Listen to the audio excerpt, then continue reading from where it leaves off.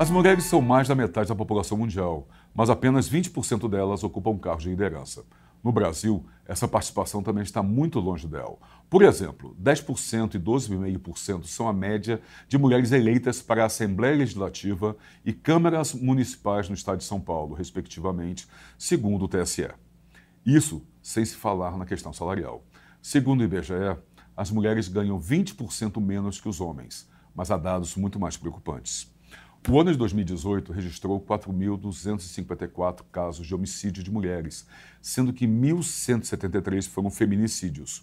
Só nos últimos dias, os jornais relataram casos que indignaram a todos. O Brasil é o 5º país em mortes violentas de mulheres no mundo. Diante disso, o quanto ainda precisa ser feito para as mulheres chegarem ao patamar de igualdade e respeito que tanto desejam? O que precisa mudar na sociedade, tanto no Brasil quanto no mundo, para que casos de violência nos quais diferentes graus parem de acontecer? Afinal, ao que se comemorar no mês internacional das mulheres, justamente para falar sobre a realidade e a luta das mulheres pela igualdade de gêneros, o Diálogos na USP recebe agora a professora Vânia Pazinato, socióloga, foi coordenadora de acesso à justiça da ONU Mulheres e assessora do USP Mulheres e é pesquisadora do Instituto de Estudos Avançados da USP. Professora, muito obrigado, muito bem-vinda, obrigado pela sua presença aqui conosco. Obrigada, o prazer é meu. Senhora, de mais nada, acho que a coisa mais importante que nós podemos perguntar nesse momento, passamos o Dia Internacional das Mulheres, estamos no mês internacional das mulheres, há o que se comemorar, deve-se comemorar ou ainda é algo a se refletir? Eu acho que o 8 de março, né, e hoje o mês, né, como a gente diz aí da mulher, ele é muito mais uma data e um mês para a gente marcar as nossas lutas, né, ainda pela conquista de direitos, do que de uma comemoração propriamente dita, né? A vitória não chegou ainda, né? Ainda não chegou, acho que a data ela foi apropriada comercialmente como uma data de comemoração, né? Mas ela é, na verdade, uma data de luta, né? É um dia em que as mulheres vão às ruas para mostrar toda essa desigualdade que você mostrou aqui em alguns poucos números, né? Sim. Nós ainda temos poucos números para falar da desigualdade. É verdade. E mostrar o quanto nós ainda precisamos avançar. É claro que nós temos avanços, temos muitas conquistas, né? O fato de podermos ir às ruas... Isso já é uma conquista, né? É uma conquista. Por incrível que pareça, é uma conquista. E queremos mantê-la assim, né? Os protestos, todas as manifestações que ocorreram no 8 de março foram atos muito bonitos, né? Atos mesmo de resistência e atos marcados muito pela força das mulheres, né? Que tem palavras de ordem muito fortes e que mostram quais são as conquistas que nós precisamos ainda obter, mostrando que são conquistas não só para as mulheres, né?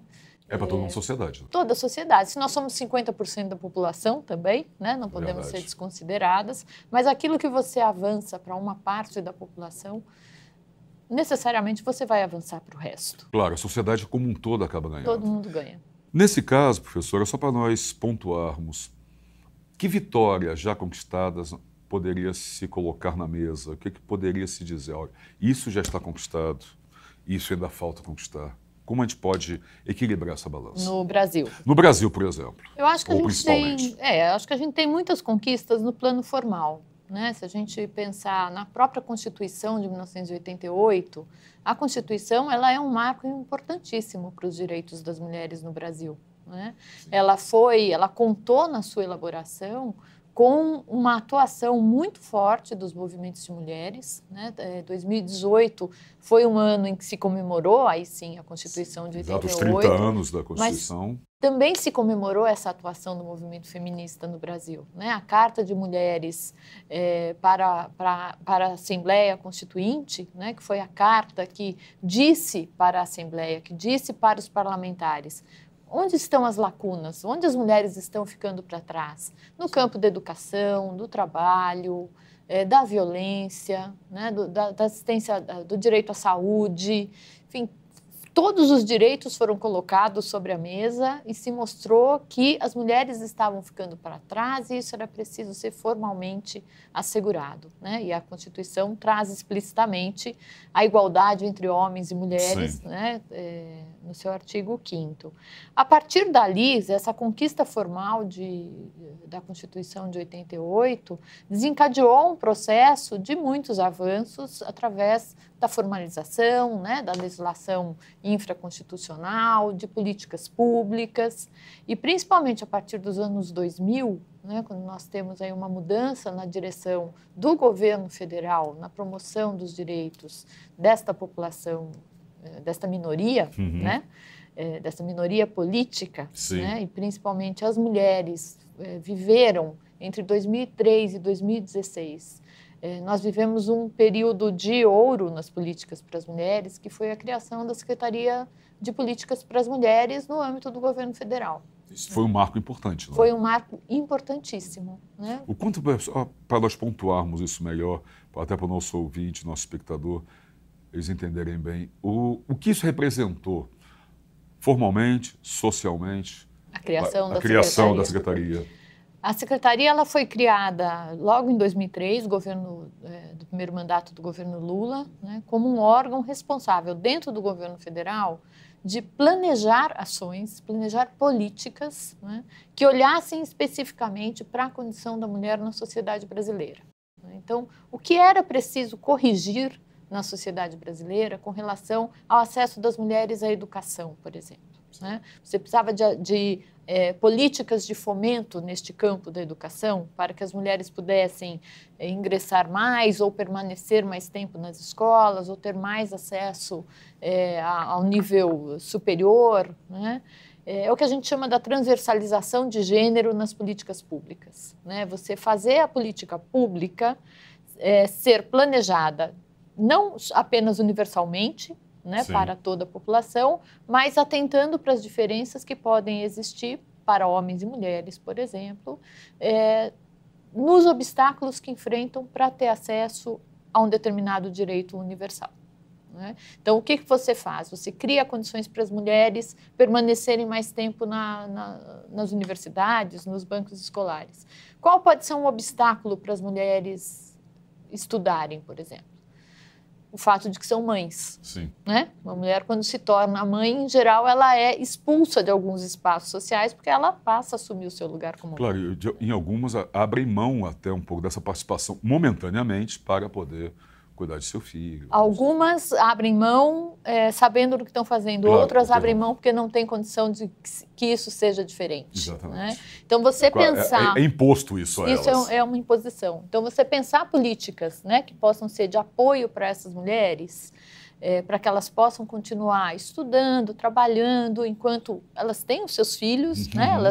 Elas cumprem com a sua maternidade, mas elas têm um apoio aí da política, né?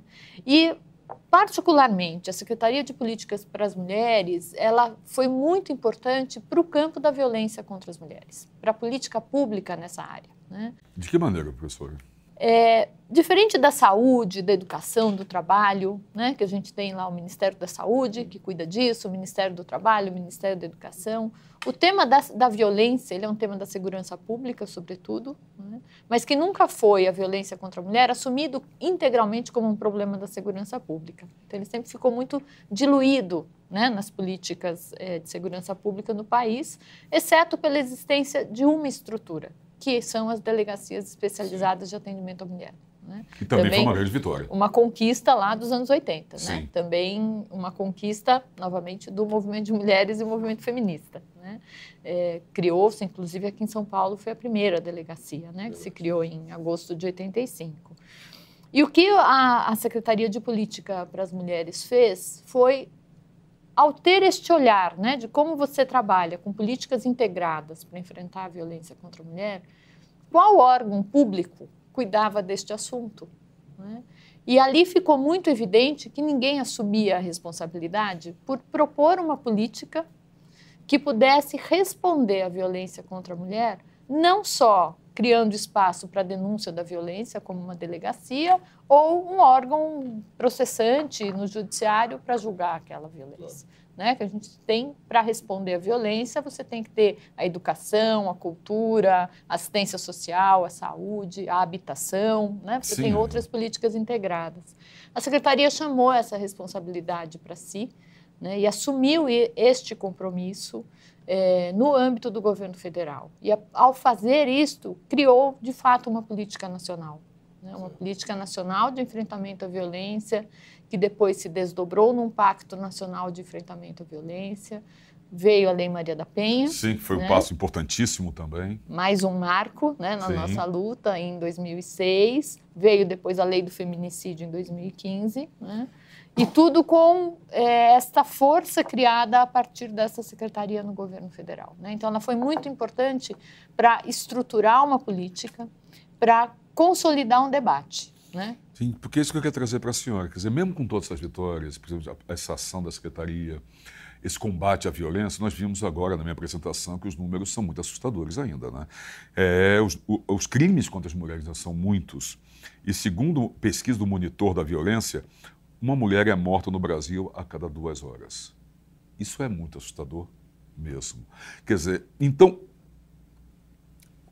onde tem o gap aí? Onde tem a lacuna entre a ação governamental, a ação, digamos, formal e o que acontece na sociedade de fato? Quer dizer, tem um desequilíbrio aí? Quer dizer, por que ainda temos tantos crimes? Claro, o crime não se acaba por uma canetada, né, por um decreto, mas ainda temos muito que dizer. Então, foi uma vitória a secretaria, foi uma vitória a luta contra as mulheres, mas ainda resta outras. Essa de fato, né? Sim, porque acho que é isso, a gente avançou formalmente, né? A Constituição de 88 formalmente garantiu direitos, a secretaria em 2003 formalmente também estabelece uma política, planos e pactos, né? Uma série de documentos, normativas, reforçou os compromissos do governo brasileiro com as instâncias internacionais, né? Trouxe essa luz para as convenções internacionais, tudo ainda muito no campo formal desta política, né? Porque a implementação da política, ela não acontece apenas por um ato do governo federal. Claro que não. Né? Não é, como eu falei, não é uma canetada. Não é uma canetada, e no Brasil nós temos esse grande desafio, né, da nossa extensão territorial, de sermos uma república federativa, em que a mesma Constituição distribui aí entre os entes federativos a responsabilidade pelas políticas públicas. Então, o governo federal pode até determinar que sejam criados, né, através da sua política, órgãos, instâncias, serviços para atender as mulheres em situação de violência, mas quem é responsável por implementar a política são os governos dos estados e os governos dos municípios. E para isso precisa ter dinheiro. E aí chegamos num ponto fulcral, né? Aí chegamos num obstáculo que em muitas situações foi ainda intransponível, né? Para além da questão material, claro, né, do orçamento, do dinheiro para se investir, tem a questão que está por trás de toda essa discussão da violência, da igualdade, né, do lugar das mulheres na sociedade brasileira, que é a nossa Constituição como sociedade. Né? Que essa talvez seja a questão mais profunda, mais séria. Essa é a mais séria de todas. É a mais séria de todas. Né? Né? Que é o fato de sermos uma sociedade de estrutura patriarcal, né? Em que os privilégios estão colocados nas mãos masculinas, de um modo geral. Né? É uma sociedade machista. Somos ainda. Extremamente. Né? Pleno século XXI, continuamos com essa característica de sociedade machista. Muito machista, e agora nós temos visto também a misoginia, né, aí colocada, não é apenas o machismo, mas também o ódio. Sim, né? Isso é outro ponto importante. As mulheres e a emancipação das mulheres. Né? Trabalhamos com o conceito de gênero, né, hoje tão demonizado, né, e que precisa ser resgatado desse lugar aí de demonização que o conceito foi colocado, porque gênero, na verdade, é um conceito que nos ajuda a iluminar essa diferença, né? A entender de onde ela vem. Isso é isso que eu ia perguntar para a senhora. Quer dizer, nesse caso, as questões de gênero, elas têm sido abordadas e enfrentadas de forma adequada no Brasil? Acho que a gente tenta. Eu acho que que é uma Verdade. batalha diária, a gente enfrentar as questões de gênero e lembrar que gênero, na verdade, retrata a forma como, como socialmente se constituem as relações entre homens e mulheres na sociedade. Como é essa relação entre homens e mulheres na sociedade brasileira? Brasileira. Que não é muito diferente do resto do mundo ocidental, não é? Que tem essa origem patriarcal, então, em que você constitui diferentemente papéis para homens e mulheres, são papéis sociais, né? Que não têm uma relação direta com as nossas diferenças físicas, biológicas, mas a forma como isso se traduz na sociedade, né? E se traduz muitas vezes das formas mais estereotipadas, né? Os meninos usam azul, as meninas usam rosa, pelo menos isso a gente pode agradecer, a gente tem tido tantos exemplos hoje para falar de estereótipos de gênero. Verdade. Meninos usam azul, meninas usam rosa, meninos dão flores e abrem a porta para as mulheres são gentis, são sensíveis, são maternais, né? Estão destinadas ao cuidado, à maternidade, não são guerreiras, né? Guerreiro é o menino. O homem é a razão, a mulher é a emoção. Né? Nós ouvimos isso, fomos criados ouvindo a vida isso, inteira. Né? A vida inteira. Né? E continuamos ouvindo. Exatamente. Né? Pleno século XXI, continuamos ouvindo, XXI. mas também ouvimos que lute como uma menina. Também ouvimos agora, felizmente, temos ouvido isso. É mais importante? Lutar como uma menina e ouvir isso. Ouvir e lutar como uma menina. Eu acho que é muito importante, eu acho que essa nova onda que nós vivemos hoje dos movimentos feministas, né? Que mostram que as meninas elas podem ser sensíveis, mas isso não quer dizer que elas não sejam lutadoras, né? Lutar com esta sensibilidade é uma forma de luta legítima também, né? Você não precisa ser masculinizada, né, para ser uma lutadora pelos seus direitos.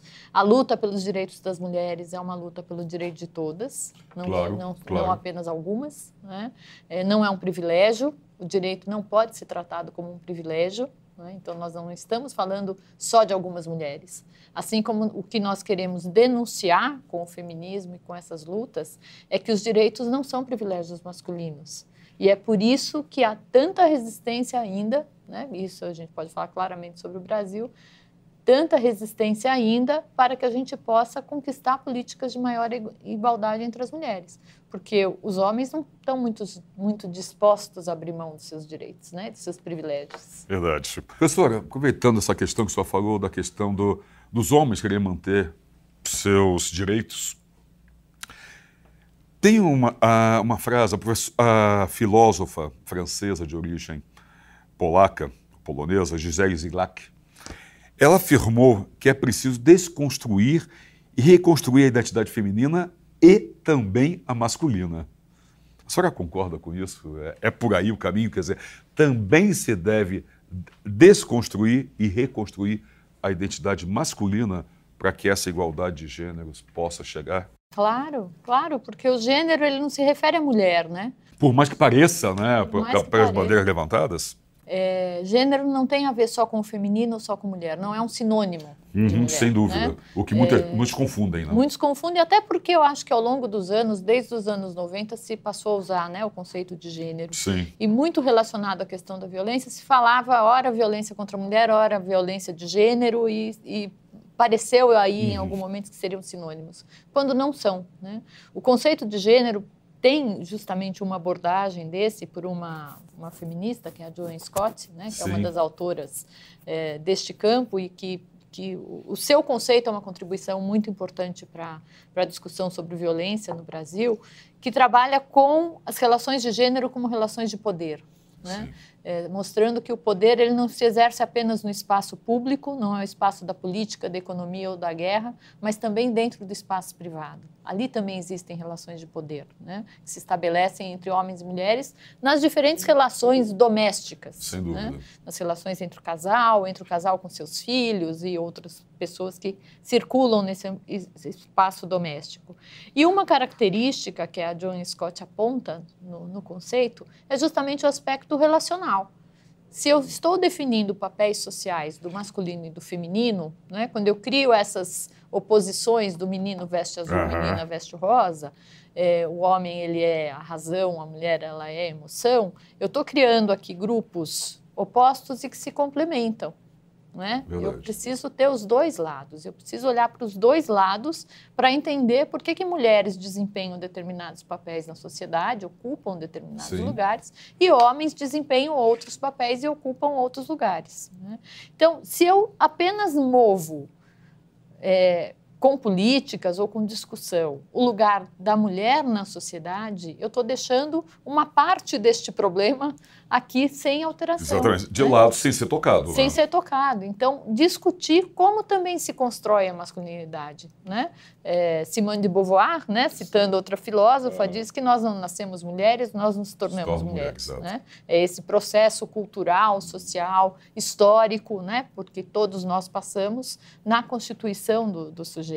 O mesmo vale para os homens. Né? Os homens não nascem homens, eles se tornam homens na medida em que nascem e são educados desde pequenos para se adequarem a um determinado modelo de masculinidade que tem muito mais a ver com um modelo de virilidade. Né? Você tem que ser viril, você é o líder, né? Você é violento. É o macho alfa. É o macho alfa. Né? Então, hoje, problematizar esta masculinidade, né?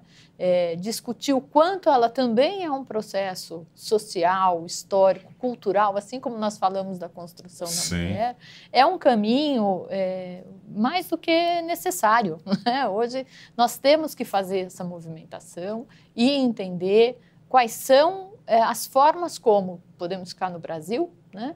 Que formas no Brasil nós educamos homens para serem homens. Né? Ainda considerando todas as nossas diferenças culturais regionais. Né? O que é ser um homem no Nordeste do país, o que é ser um homem numa cidade como São Paulo, o que é ser um homem no interior do Rio Grande do Sul, né? Quais são os valores que estão postos ali na constituição dessa masculinidade. Né?